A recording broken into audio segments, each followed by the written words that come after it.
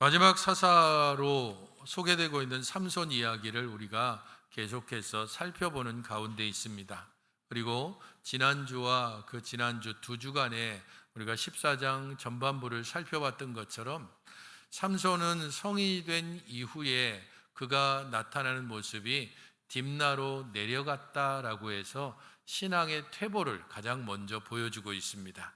그 신앙의 퇴보를 실제적으로 보여주는 것이 포도원에 들어간 것이고, 그 포도원에서 사자를 죽이고 난 이후에 다시 야코나로 가는 중에 또 그 포도원에 갔다가 사자의 몸에 있는 꿀을 먹은 것입니다. 이런 모든 과정들을 통해서 그가 사사로서 하나님께로부터 받은 사명감에 온전하게 매어 있지 않다는 사실을 우리는 충분히 짐작할 수 있습니다. 이제 그런 가운데 그렇게 나실인의 규례를 어겼던 삼손이 그것을 가지고 수수께끼를 내고 이 일로 인하여서 블레셋과 이스라엘 가운데, 실제적으로 여기서 나타나기는 블레셋과 삼손 가운데 갈등이 있다가 결국에는 이 수수께끼가 꼭 전쟁처럼 번져지고 실제적으로 30명이 죽고 그들에게 빼앗은 것을 이 수수께끼의 대가로 지불하는 것으로 오늘의 이야기가 끝이 나게 됩니다. 그런 면에서 오늘 우리가 가장 주목해 봐야 되는 것은 왜 삼손이 이 수수께끼를 냈을까라고 하는 겁니다. 도대체 무슨 마음으로, 무슨 의도로 이 수수께끼를 냈는가? 수수께끼를 내게 된 배경과 관련해서 생각해 보면 전혀 정반대의 두 가지 해석이 가능합니다. 하나는 이 수수께끼를 매우 긍정적으로 해석해 보는, 삼손의 의도를 매우 긍정적으로 신앙적으로 해석해 볼 수도 있고, 또 다른 한편으로는 이것을 매우 부정적으로 불신앙적인 부분으로 해석해 볼 수도 있습니다. 어떻게 동일한 본문을 전혀 다른 부분으로 그렇게 해석해 볼 수 있는가?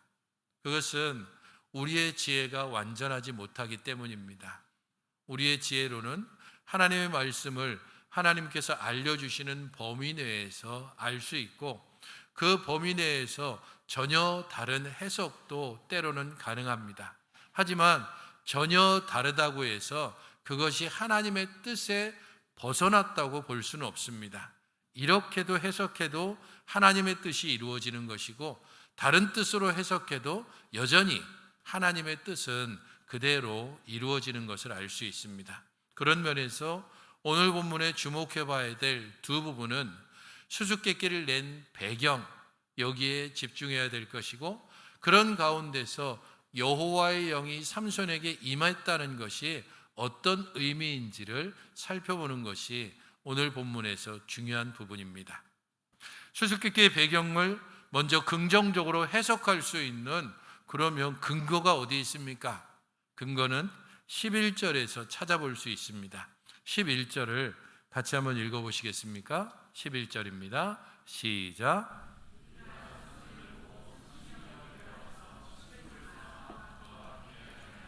무리가 삼손을 보고 30명을 데려왔다라고 이야기하는 것이 이 수수께끼를 내게 된 삼손의 의도를 긍정적으로 해석해 볼 수 있는 부분입니다. 무리가 누구일까요? 잔치 하객일까요? 이 무리는 누구를 얘기하는 걸까요? 삼손이 지금 어디에 가 있습니까?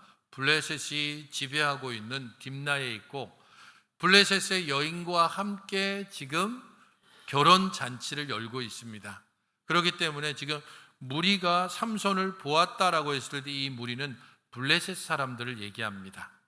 삼손의 아내가 삼손이 낸 수수께끼를 이 사람들이 풀지 못하자, 그래서 사람들이 와가지고 전 위협하고, 그때에 삼손의 아내가 자기 삼손에게 이야기할 때 우리 백성 혹은 우리 동족이라고 얘기함으로써 이 무리가 블레셋 사람이라는 것은 분명합니다. 무리가 삼손을 보았습니다. 거기까지는 괜찮은데 그것을 보자 30명을 데려와서 잔치 기간 동안 친구로 지내게 했다는 부분입니다. 삼손을 보고 30명을 데려왔다. 여기에서부터 긴장감이 시작됩니다. 삼손을 보고서 별로 위협적인 존재가 아니라고 생각됐다면 굳이 30명이나 되는 사람을 삼손과 함께 7일 동안 지내게 할 이유가 없기 때문입니다. 어쩌면 삼손이 자라가면서 그의 나신인으로서, 그리고 삼손이 가진 특별한 힘, 이런 부분들이 충분히 주변에 소문으로 퍼졌을 가능성이 있고, 그 소문을 실제적으로 이 결혼잔치에서 그의 모습을 봄으로 확인하고 쉽게 그냥 둬서는 안 되겠다 싶은 마음이 들었는지 블레셋 사람들이 30명의 젊은이를 데려와서 그와 함께 친구처럼 지내, 이렇게 얘기하는 겁니다. 사실 어떤 거죠? 그 30명은 삼손을 감시하는 기능으로서 맡겨져 있는 겁니다. 제 지금 혹시 문제를 일으킬지 모르니까 이 잔치 7일 동안 별 문제 생기지 않도록 너희들 이 삼손 주변에서 떠나지 말고 삼손과 함께 지내라.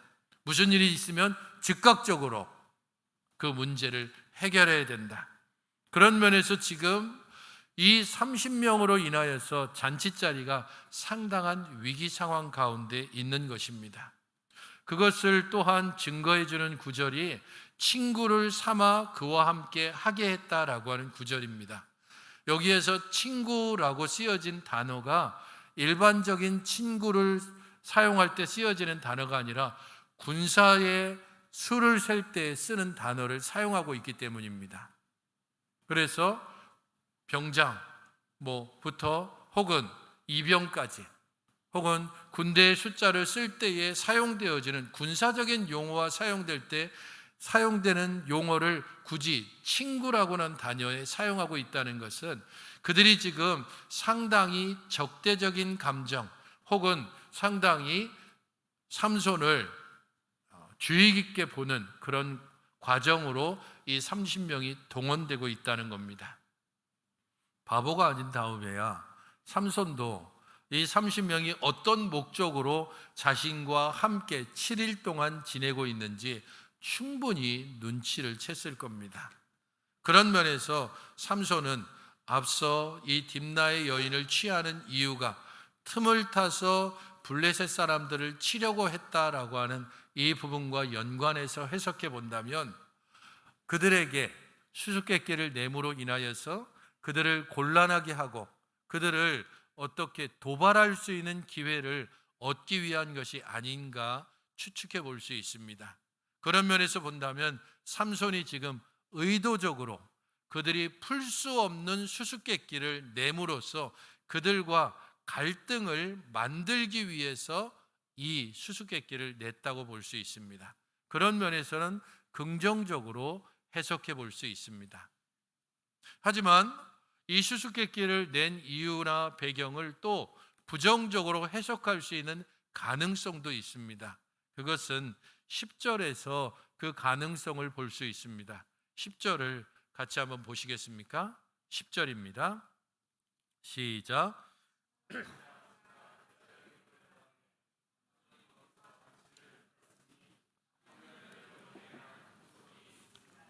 블레셋 여인과 혼인하기 위해서 딥나로 간 삼손이 그 당시의 풍속대로 잔치를 베풀었습니다. 문제는 잔치라고 하는 단어입니다. 이 단어는 마시다라고 하는 단어에서부터 유래된 단어입니다.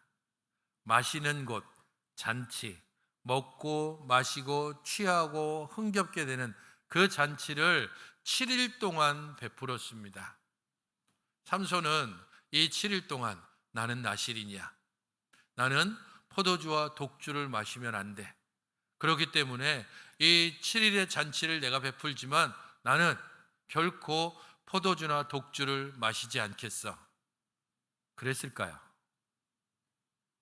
삼손의 앞서 딥나로 내려가는 과정, 포도원에 들어가고 거기에서 사채에서 꿀을 먹고 그것을 부모에게 알리지 않는 모든 과정을 생각해 볼 때 삼손이 과연 이 잔치를 자기가 베풀고 그 잔치의 주인으로서 사람들이 권하는 잔을 거절했을 가능성이 거의 없을 것입니다. 그렇다면 삼손이 이 수수께끼를 낸 것은 잔치의 주인으로서 잔치를 주도하기 위해서 내가 이제 수수께끼를 하나 낼게. 당신들 한번 맞춰봐. 먹는 자에게서 먹는 것이 나오고 강한 자에게서 단 것이 나온다. 이 수수께끼를 맞추면 당신들에게 겉옷과 속옷 하나씩 다 줄게. 하지만 잔치 끝날 때까지 당신들이 맞추지 못하면 그러면 당신들이 나한테 겉옷과 속옷을 줘야 됩니다.